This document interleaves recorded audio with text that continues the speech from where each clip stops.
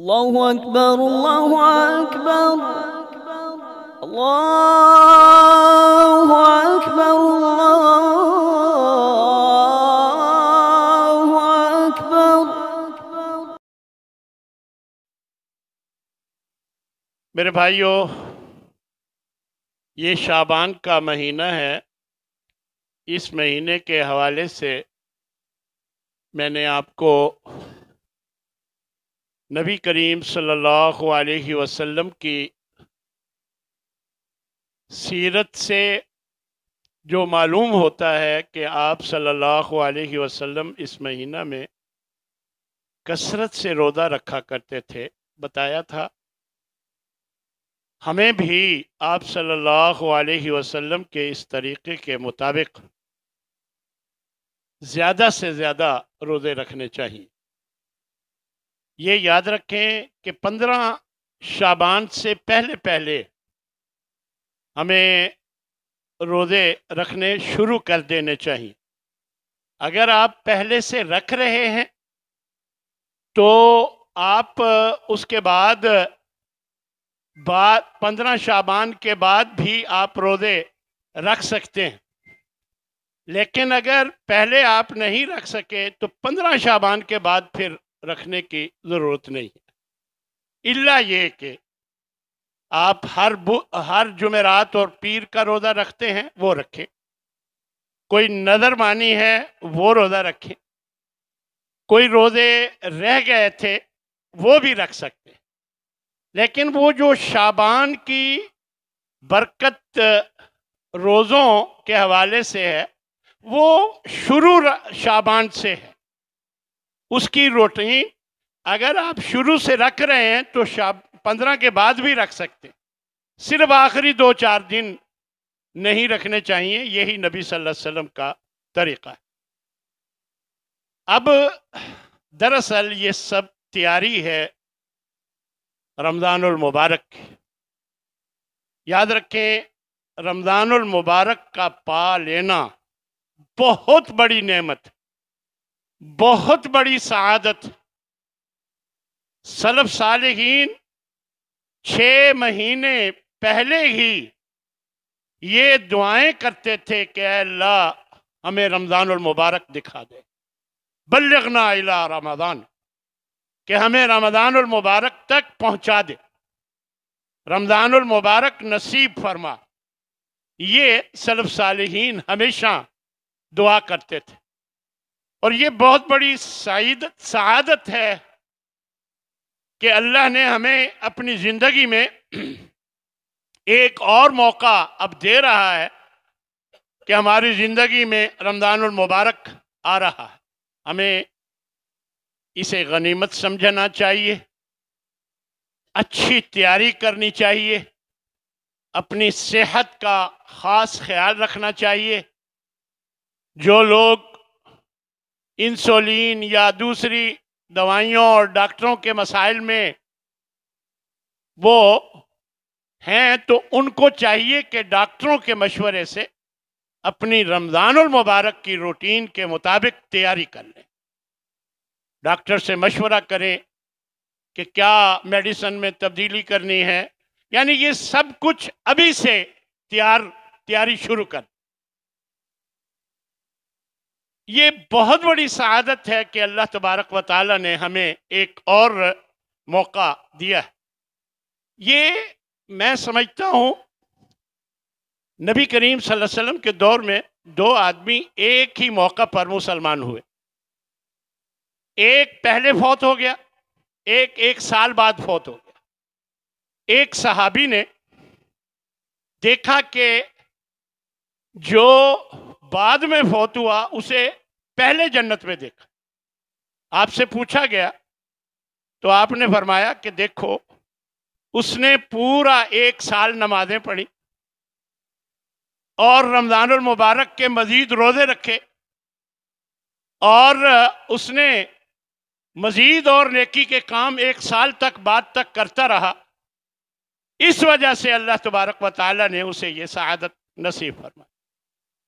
تو بعض چیزیں ہمارے لیے یہ نمونہ ہوتی ہیں، ہمیں اس کو غنیمت سمجھنا چاہیے کہ اللہ تبارک و تعالی نے ہمیں یہ موقع دیا ہے، تو ہمیں اس سے پورا پورا فائدہ اٹھانا چاہیے، اپنی صحت کا خیال رکھنا چاہیے، اور باقی معاملات،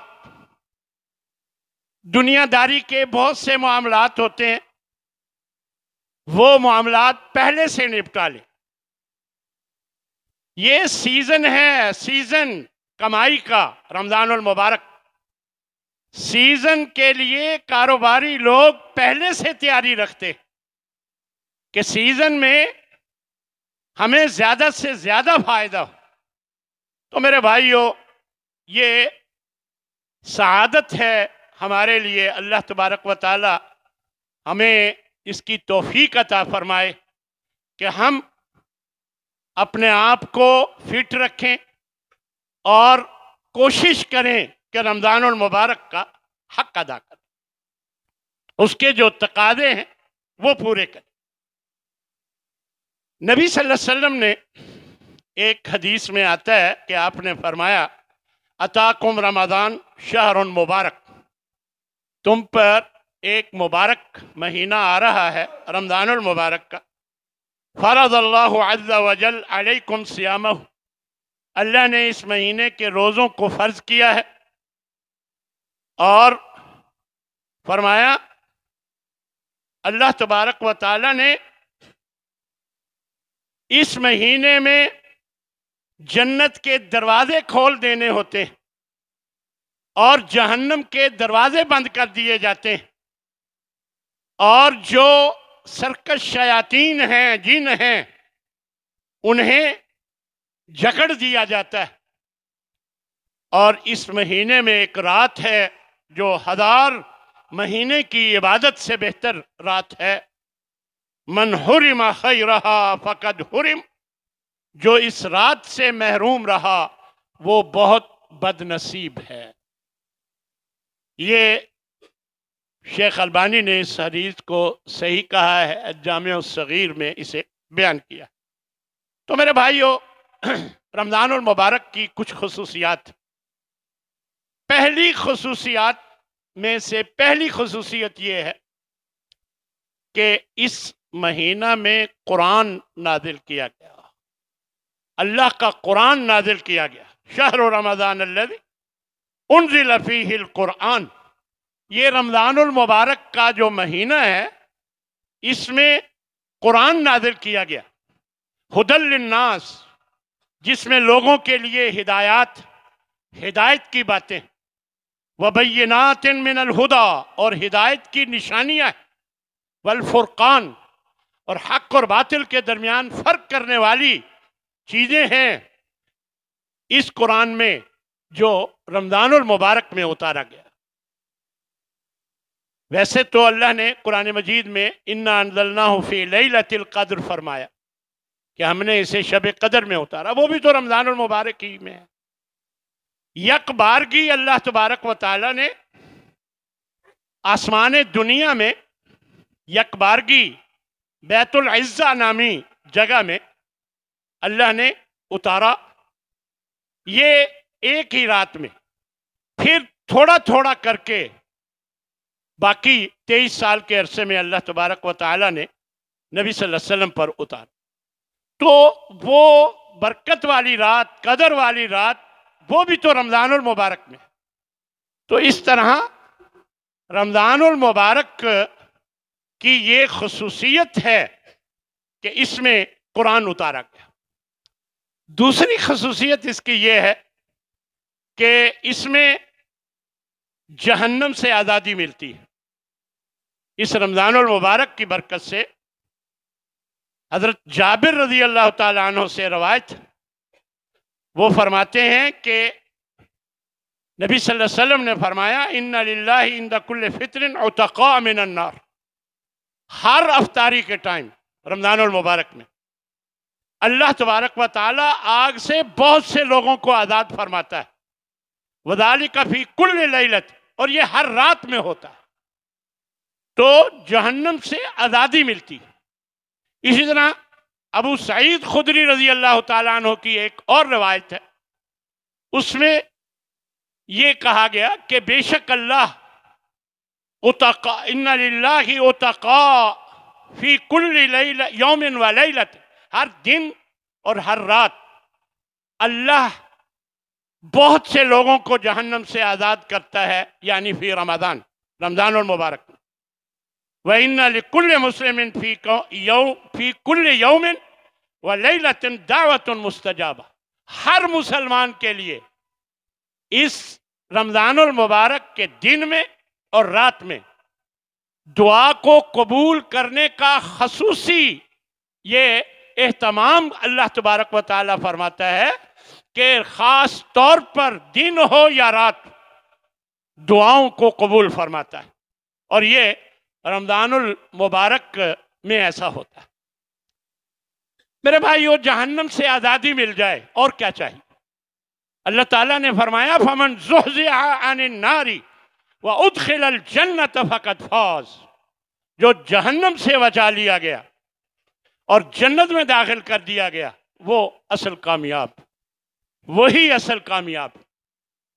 تو تیسری خصوصیت اس کی یہ ہے کہ جنت کے دروازے کھول دیے جاتے ہیں، اور چوتھی جہنم کے دروازے بند کر دیے جاتے ہیں، اور پانچویں سرکش شیطانوں کو جکڑ دیا جاتا ہے۔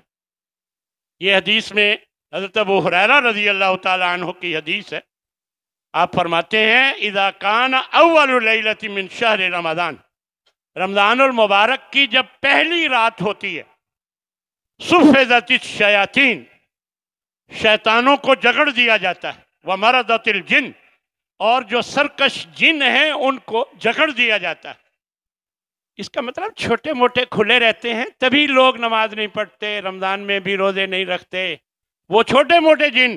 آپ نے دیکھا ہوگا کہ رمضان میں مسجدیں بھر جاتی ہیں، کیونکہ بڑے بڑے شیطان اللہ جب بند کر دیتا ہے تو وہ چھوٹے موٹے شیطان تو کھلے ہوتے ہیں، اس لیے وہ لوگ جو نماز نہیں پڑھتے وہ ان کے پیچھے لگتے۔ خیر، وَغُلِّقَتِ الْأَبْوَابُ النَّارِ، وَغُلِّقَتْ أَبْوَابُ النَّارِ، جہنم کے دروازے بند کر دیے جاتے ہیں، فَلَمْ يُفْتَى مِنْهَا بَابٌ، کوئی دروازہ بھی کھلا نہیں رہتا، وَفُتِحَتْ أَبْوَابُ الْجَنَّةِ، جنت کے دروازے کھول دیے جاتے ہیں، فَلَمْ يُغْلَقْ مِنْهَا بَاب، کوئی دروازہ بھی اس میں بند نہیں رہتا۔ وَيُنَادِي مُنَادٍ، اللہ ایک منادی کرنے والے کو بھیجتا ہے، وہ آواز دیتا ہے یا باغی الخیر اقبل، اے بھلائی کے کام کرنے والے آگے بڑھ، ہمت کر، بھلائی کے کام کر، وَيَا بَاغِيَ الشَّرِّ اقصر، اور اے برائی کے چاہنے والے اب تو باز آ جا، اب تو باز آ جا۔ تو یہ اللہ ہر روز منادی کرنے والے فرشتے بھیجتا ہے جو لوگوں کو یہ بات کہتے ہیں۔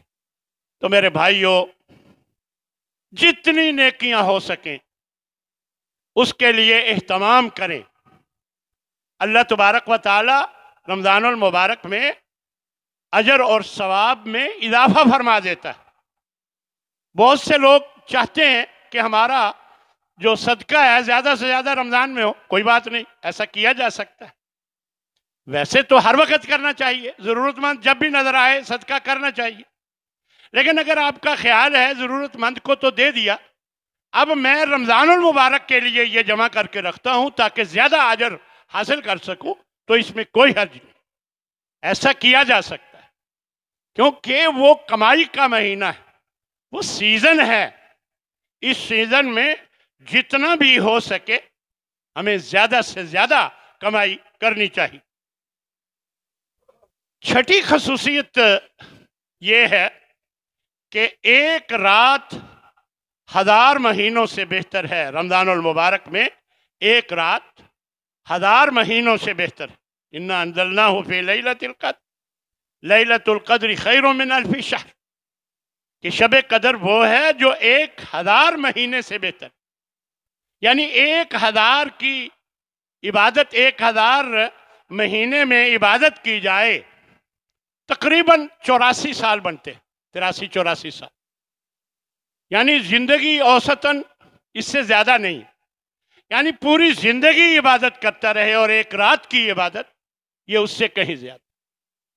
اللہ تبارک و تعالی مہربان ہے، اللہ چاہتا ہے کہ ہمیں اجر دے، ثواب دے اور زیادہ سے زیادہ دے، اس لیے اللہ تبارک و تعالی نے اس میں زیادہ سے زیادہ اجر رکھا ہے، اس رات میں عبادت کرنے کا، خرچ کرنے کا، قیام کرنے کا، قرآن پڑھنے کا، زیادہ سے زیادہ اللہ تبارک و تعالی نے اجر رکھا۔ حضرت انس رضی اللہ تعالی عنہ فرماتے ہیں ان هذا الشهر قد حضركم فی وفیہ لیلۃ، کہ آپ صلی اللہ علیہ وسلم فرماتے ہیں کہ یہ مہینہ ایسا ہے کہ اس میں ایک رات خیر من الف شہر، جو 1000 مہینے کی عبادت سے اس کی عبادت بہتر ہے۔ من حرمها فقد حرم الخیر کلہ، جو اس سے محروم رہا تو وہ ساری خیر سے محروم رہا۔ ولا یحرم خیرها الا محروم، فرمایا کہ اس خیر سے وہی محروم رہتا ہے جو بد نصیب ہوتا ہے، وہ بد نصیب ہے جو محروم رہتا ہے۔ اور 7ویں رمضان المبارک کی خصوصیت یہ ہے کہ رمضان المبارک میں عمرہ کرنا حج کے برابر ہے۔ یہ حضرت عبداللہ بن عباس رضی اللہ تعالیٰ عنہ فرماتے ہیں کہ رسول اللہ صلی اللہ علیہ وسلم نے ایک انصاری عورت سے فرمایا تھا کہ فَإِذَا جَاءَ رَمَضَانَ فَاعْتَمِرِي، جب رمضان آ جائے تو تم عمرہ کرنا، فَإِنَّ عُمْرَةً فِيهِ تَعْدِلُ حَجَّةً، کہ رمضان المبارک میں عمرہ کرنا حج کے برابر ہے۔ بخاری مسلم کی روایت۔ اللہ نے اجر و ثواب دینا ہے، تو اللہ نے اس مہینے میں ہر عبادت کا ریٹ بڑھا دیا، ہر عبادت، صدقے کا، نفل کا، فرض کا، ہر چیز کا معاوضہ، ثواب، اجر بڑھا دیا، اور عمرے کا ثواب حج کے برابر کر دیا۔ یہ بہت بڑی سعادت ہے، انسان جو ہے اس کو موقع ملے کہ وہ رمضان المبارک میں عمرہ کرنے جائے۔ یہ بھی اللہ کی طرف سے خاص عنایت اور مہربانی۔ اسی لیے یہ رمضان المبارک بڑی برکتوں والا مہینہ ہے۔ اس کی چند خصوصیات میں نے آپ کے سامنے رکھی ہیں۔ تو ان میں جو ضروری اعمال ہیں ان میں سے ایک روزہ ہے، اور بھی بہت سے اعمال، روزہ ہے، تراویح ہے، صدقہ ہے، تلاوت قرآن مجید ہے، ذکر اذکار ہے، استغفار ہے، اور دعائیں ہیں۔ یہ سب اعمال ضروری اعمال، ان سب میں پہلے نمبر پر روزہ۔ آج انشاءاللہ روزے کا ذکر کروں گا کہ اللہ نے اس کا کیا اجر رکھا ہے۔ اللہ تبارک و تعالی ارشاد فرماتے ہیں فَمَنْ شَهِدَ مِنْكُمُ الشَّهْرَ، جو بھی اس مہینے میں موجود ہو، یعنی سفر پہ نہ ہو، وہ موجود ہو، فَلْيَصُمْهُ، اسے چاہیے کہ وہ اس کا ضرور روزے رکھے، رمضان المبارک۔ تو یہ بہت بڑے اجر کا باعث، اللہ کا حکم ہے کہ اسے چاہیے۔ دیکھیں، اسلام کی بنیاد 5 چیزوں پر، ان 5 میں سے ایک روزہ بھی ہے۔ اب بنیاد کا کیا مطلب ہے؟ بنیاد پوری عمارت جو ہے اسی پر کھڑی ہوتی ہے۔ گویا اسلام کی جو عمارت ہے اس کی بنیادیں 5 ہیں، ان میں سے ایک روزہ بھی ہے، نماز ہے، حج ہے، زکوٰۃ ہے، یہ ساری بنیادیں۔ اب جس کی نماز بھی ہو، زکوٰۃ بھی ہو اور روزہ نہ ہو تو اس کے اسلام کی بنیاد کمزور ہے۔ کمزور ہے. اس لیے یہ ضروری ہے کہ جب اسلام کی بنیاد روزہ اس میں شامل ہے تو اپنے اسلام کی عمارت کو ہمیں مضبوط بنا کر رکھنا چاہیے.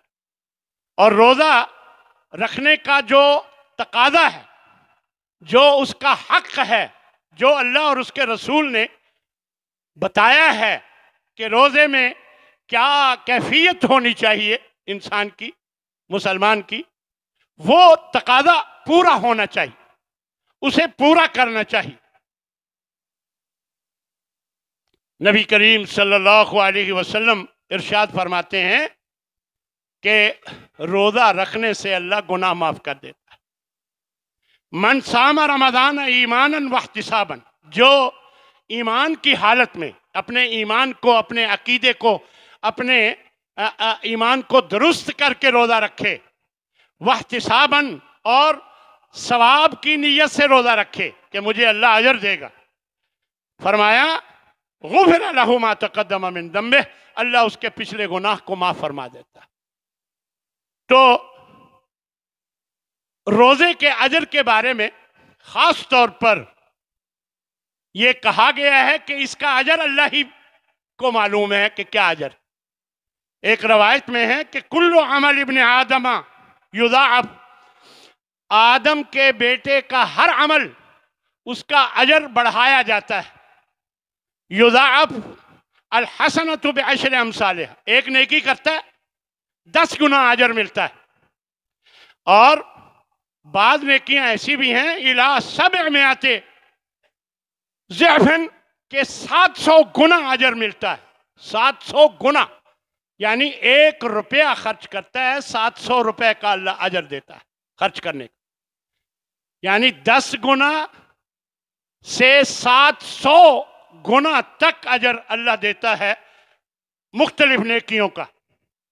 لیکن الا الصوم، سوائے روزے کے، فإنہ لی وأنا أجزی بہ، یہ روزہ میرے لیے ہے اور میں ہی اس کا بدلہ دوں گا.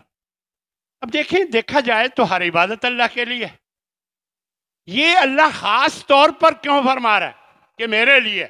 یہ حدیث قدسی ہے، جس حدیث میں نبی صلی اللہ علیہ وسلم فرمائے کہ اللہ یوں فرماتا ہے، وہ حدیث قدسی کہلاتی کہ روزہ میرے لیے ہے، اس کا میں ہی بدلہ دوں. اگر کوئی میرا بیٹا کوئی اچھا کام کرتا ہے تو میں فخر سے کہتا ہوں یہ میرا بیٹا ہے. یہ کوئی اچھی چیز گھر میں آ جاتی ہے، اس کی تعریف ہوتی ہے تو میں کہتا ہوں میں لایا تھا. تو اللہ کو روزہ اس قدر پسند ہے کہ اللہ نے خاص طور پر فرمایا یہ میرے لیے ہے، میں ہی اس کا بدلہ دوں گا. وَأَنَا أَجْزِي بِهِ. اور اللہ کیا بدلہ دے گا؟ باقیوں کا بتایا کہ 10 گنا بڑھا کر دوں گا، 20 گنا، 700 گنا تک بڑھا کر دوں گا. روزے کا بتایا ہی نہیں. اس کا مطلب اس سے زیادہ کہیں اللہ تبارک و تعالی عنایت فرمائے. اس کا یہی مطلب کہ اللہ اس سے بھی زیادہ عطا فرمائے. اور پھر آپ صلی اللہ علیہ وسلم فرماتے ہیں للصائم فرحتان، روزہ دار کو 2 خوشیاں ملتی ہیں. فرمایا یفرحہما، ان دونوں پر بڑا خوش ہوتا ہے. اذا افطر فرح، جب افطار کرتا ہے، بھوک لگی تھی، پیاس لگی تھی، ہاں جی، آنتڑیاں تر ہو جاتی ہیں، پیاس چلی جاتی ہے، بھوک چلی جاتی ہے، بڑا خوش ہوتا ہے. یہ خوشی نصیب ہوتی ہے اس کو اس موقع پر. اور فرمایا وَإِذَا لَقِيَ رَبَّهُ فَرِحَ بِصَوْمِهِ، جب اپنے رب سے ملے گا، وہاں سے جو روزے کا اجر ملے گا، اس وقت بھی وہ بہت خوش ہوگا. اس وقت بھی وہ بہت خوش ہوگا. روزہ کھولتے ہوئے روزہ دار کو خوشی ملی، اور جب اللہ سے اس روزے کا بدلہ ملے گا تو اس پر بھی وہ بہت خوش ہوگا. پھر روزے کے بارے میں فرمایا کہ روزہ ڈھال ہے. روزہ ڈھال. لطیفہ ہے نا کہ ایک داڑھی والے آدمی نے سائیکل مارا کسی عورت، تو وہ کہنے لگی کہ داڑھی رکھی ہوئی ہے، اور اس نے کہا مائی یہ داڑھی ہے، بریکیں تو نہیں ہیں۔ تو بات تو صحیح ہے، روزہ ڈھال ہے۔ ڈھال ہے کا کیا مطلب ہے کہ جب آپ روزہ رکھ لیتے ہیں تو بریک لگ جاتی ہے ہر قسم کے غلط کام پر، ہر قسم کے غلط۔ داڑھی رکھ لیتے ہیں نا، شرم آتی ہے، فلم دیکھنے والے اپنی داڑھی کو چھپا کے جاتے ہیں، شرم آتی، اپنے داڑھی کو رومال سے چھپا کے جاتے ہیں جب فلم دیکھنے جاتے ہیں، یہ دیکھا گیا ہے، لوگ بتاتے ہیں۔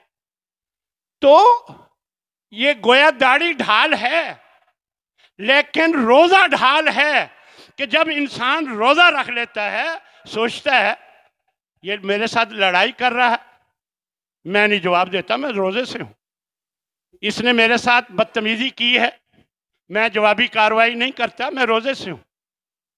یہ کچھ تھوڑا سا میں اگر بے ایمانی کر لوں تولنے میں تو زیادہ فائدہ ہو جائے گا، پھر خیال آتا ہے میں روزے سے ہوں، وہ ہٹ جاتا ہے، رک جاتا ہے۔ یعنی روزہ ڈھال ہے، روزہ گناہوں سے انسان کو بچاتا ہے، یہ روک کے رکھتا ہے گناہوں سے۔ روزہ واقعی ڈھال، یہی وجہ ہے کہ بہت سی لوگ داڑھی نہیں رکھتے، مڈاتے ہیں، لیکن رمضان آتا ہے رکھ لیتے ہیں۔ خیر اللہ سے توفیق مانگے کہ اللہ تبارک و تعالیٰ اس کے بعد بھی اس کو رکھائی رکھے، کیونکہ سنت ہے، اللہ کے نبی کی سنت ہے۔ ہم نے دیکھا ہے کہ سگریٹ پیتے ہیں، رمضان المبارک میں چھوڑ دیتے ہیں، اہتمام کرتے ہیں، روزہ رکھتے ہیں، اللہ نے توفیق دی تو وہ سگریٹ چھوڑ، تو گویا روزہ ڈھال ہے۔ روزہ غلطیوں سے، کوتاہیوں سے انسان کو بچا کے رکھتا ہے۔ وَالصِّيَامُ جُنَّةٌ، آپ فرماتے ہیں کہ روزے ڈھال ہیں۔ وَإِذَا كَانَ يَوْمُ صَوْمِ أَحَدِكُمْ، جب تم میں سے کسی ایک کو روزہ ہو، فَلَا يَرْفُثْ، نہ تو وہ کوئی بےہودہ کام کرے، وَلَا يَسْخَبْ، اور نہ لڑائی کرے، فَإِنْ صَابَّهُ أَحَدٌ، اگر کوئی اسے گالی دے، او قاتلہ، یا لڑائی کرے، فَلْيَقُلْ إِنِّي امْرَأٌ صَائِمٌ، بخاری مسلم کی یہ روایت ہے، اسے چاہیے کہ وہ کہے او بھائی میں روزے سے ہوں، وگرنہ میں تجھے بتاتا۔ چلیں اتنا کہہ سکتا ہے، ویسے یہ کہہ کر کہ میں روزے سے ہوں۔ تو انسان جب روزے سے ہوتا ہے تو غلطیوں سے اپنے آپ کو بچا کے رکھتا ہے، یہ روزہ ڈھال۔ پھر روزے کے بارے میں ایک خاص بات اللہ کے نبی نے بتائی کہ جنت میں 8 دروازے ہیں، ان میں سے ایک دروازہ جس کا نام ہے باب الریان، صرف اور صرف روزے داروں کے لیے۔ دیکھیں میرے گھر میں، میں اپنے گھر کا ایک دروازہ صرف اپنے ایک بزرگ کے لیے رکھوں، اس کی کتنی عزت میرے دل میں ہوگی کہ یہ دروازہ صرف میرے اس بزرگ کے داخل ہونے کے لیے، کتنی عزت ہوگی میرے دل میں۔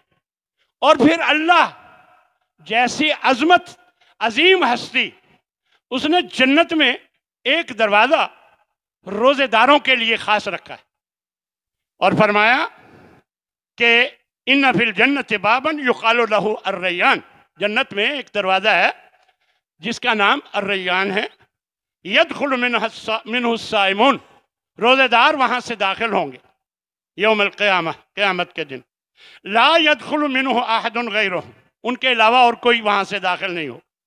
اور کہا جائے گا این الصائمون، کہاں ہیں روزے دار، ادھر سے آؤ، یہ تمہارا دروازہ ہے۔ فیقومون، تو روزے دار وہاں سے داخل ہوں گے، کھڑے ہو کر ادھر سے نکلیں گے، داخل ہوں گے، لا يدخل منہ احد غیرہم فاذا دخلوا اغلق، جب وہ داخل ہو جائیں گے تو وہ دروازہ بند کر دیا جائے گا، پھر کوئی بھی داخل نہیں ہو سکے، بخاری مسلم کی روایت۔ تو میرے بھائیو یہ اعزاز ہے، اور یہ اعزاز آپ کو بھی مل سکتا ہے، آپ کو بھی یہ اعزاز مل سکتا ہے۔ پھر اللہ اکبر، اسی موقع پر نبی صلی اللہ علیہ وسلم نے ایک بات بیان فرمائی کہ اللہ نے مختلف دروازوں کو مختلف کاموں کے لیے، اعمال کے لیے مخصوص کیا ہوا ہے۔ نمازیوں کے لیے ایک دروازہ، جہاد والوں کے لیے ایک دروازہ ہے، اسی طرح روزے والوں کے لیے ایک دروازہ ہے۔ تو یہ اللہ کے نبی نے جب بتایا تو حضرت ابوبکر صدیق دیکھیں لالچ کرتے تھے، تو پوچھنے لگے یا رسول اللہ کوئی ایسا بھی خوش نصیب ہوگا جس کو ہر دروازے سے آواز دی جا رہی ہو کہ ادھر آؤ تمہارا یہ دروازہ ہے، ادھر آؤ تمہارا یہ دروازہ ہے؟ تو آپ نے فرمایا ہاں ایسے بھی خوش نصیب ہوں گے، اور مجھے امید ہے کہ آپ بھی ان میں شامل ہوں گے۔ یہ حضرت ابوبکر صدیق رضی اللہ تعالی عنہ کو آپ صلی اللہ علیہ وسلم نے بتایا۔ پھر روزہ شفاعت کرے گا، اللہ کا نظام ہے، اللہ بولنے کی طاقت دے گا، وہ شفاعت کرے گا۔ ایک حدیث میں آتا ہے الصیام والقرآن، روزے اور قرآن دونوں سفارش کریں گے بندے کی قیامت کے دن۔ روزے کہیں گے اے رب منعتہ الطعام والشہوہ فشفعنی فی، میں نے اسے شہوت سے اور کھانے پینے سے روکے رکھا، میری سفارش اس کے بارے میں قبول فرما۔ اور ویقول القرآن، اور قرآن کہے گا منعتہ النوم باللیل، میں نے اس کو رات بھر سونے نہیں دیا، فشفعنی، قیام کرتا رہا، مجھے پڑھتا رہا، فشفعنی فی، تو میری سفارش اس کے بارے میں قبول فرما۔ قالا، تو آپ فرماتے ہیں فیشفعان، تو دونوں کی سفارش اللہ قبول فرما لے گا۔ اب دیکھیں جس کی سفارش روزے اور قرآن کرے اور اللہ قبول فرما لے گا تو اس کے وارے نیارے ہو جائیں گے۔ اس لیے میرے بھائیوں ایسا معاملہ کریں کہ اللہ آپ سے راضی ہو، آپ کے ایسے روزے ہوں کہ جو آپ کے لیے سفارش کرے، اور اتنا قرآن پڑھیں کہ جو آپ کے لیے سفارش کرے اور آپ اللہ کے ہاں سرخرو ہو جائے۔ اسی طرح روزے کی حالت میں اگر خاتمہ ہو جائے سیدھا جنت میں جاتا ہے، انسان جنت میں جاتا ہے۔ من قال لا الہ الا اللہ ابتغاء وجہ اللہ ختم لہ بہا دخل الجنہ، جو لا الہ الا اللہ کہتا ہے صرف اللہ کو راضی کرنے کے لیے، اسی پر خاتمہ ہوتا ہے تو وہ جنت میں جاتا ہے۔ جو روزہ رکھتا ہے صرف اللہ کی رضا کے لیے، اسی پر اس کا خاتمہ ہو جاتا ہے روزے کی حالت میں، فرمایا وہ بھی جنت میں داخل ہوتا ہے۔ جو صدقہ کرتا ہے صرف اللہ کی رضا کے لیے اور ساتھ ہی فوت ہو جاتا ہے، فرمایا اللہ اسے بھی جنت میں داخل کر دیتا ہے۔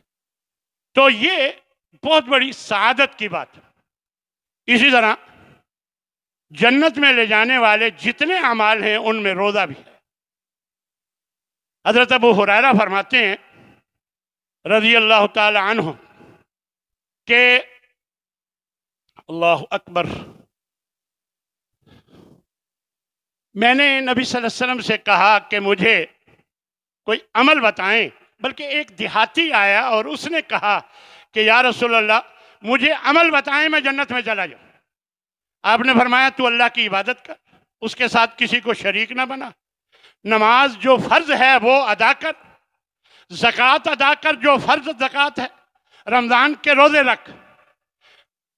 یہ ساری باتیں جب بتا لی تو وہ جاتے ہوئے کہنے لگا ٹھیک ہو گیا، نہ میں اس میں کوئی کمی کروں گا نہ میں کوئی اضافہ کروں گا، اور چلا گیا یہ کہہ کر۔ تو آپ صلی اللہ علیہ وسلم نے فرمایا من سرہ ان ینظر الی رجل من اہل الجنہ، جو جنت والوں میں سے کسی شخص کو دیکھنا چاہتا ہے تو وہ اس کو دیکھ لے۔ اب آپ اندازہ لگائیں، صرف نماز کی بات اس نے کی، روزے کی، حج کی، زکوٰۃ کی، جو بھی اس نے موٹی موٹی باتیں کی، اور کہا کہ نہ اضافہ کروں گا نہ کم کروں گا، یعنی لمبی چوڑی باتیں نہیں کروں گا۔ اگر وہ اس میں سچا ہے، ان صادقہ کے الفاظ بھی حدیث میں آتے، اگر یہ سچا ہے تو فرمایا یہ جنت میں داخل ہو۔ اس کا مطلب یہ ہے کہ جنت میں جانے کے لیے کوئی بہت لمبی چوڑی باتوں کی ضرورت نہیں ہے۔ اگر آپ مشرک نہیں ہیں، اللہ کو ایک مانتے ہیں اور بس فرض نمازیں پڑھتے ہیں، روزے رکھتے ہیں، اللہ نے اگر توفیق دی حج کر لیتے ہیں، نہیں دی تو نہیں کیا، زکوٰۃ اگر آپ کے ذمہ بنتی ہے دے دیتے ہیں، بس آپ جنت میں جا سکتے ہیں۔ یہ بات، یہ گارنٹی اللہ کے نبی نے دی۔ میرے بھائیو، آخری بات کہ روزہ خوروں کا، جو روزہ نہیں رکھتے، ان کا انجام کیا ہوگا، اس بارے میں بہت سی باتیں۔ میں صرف ایک حدیث آپ کو سناتا ہوں اور اپنی بات ختم کروں گا۔ آپ صلی اللہ علیہ وسلم فرماتے ہیں، میں سویا ہوا تھا، دو آدمی آئے، میرا بازو پکڑ کر مجھے ایک دشوار چڑھائی والے پہاڑ پر چڑھا کر لے گئے۔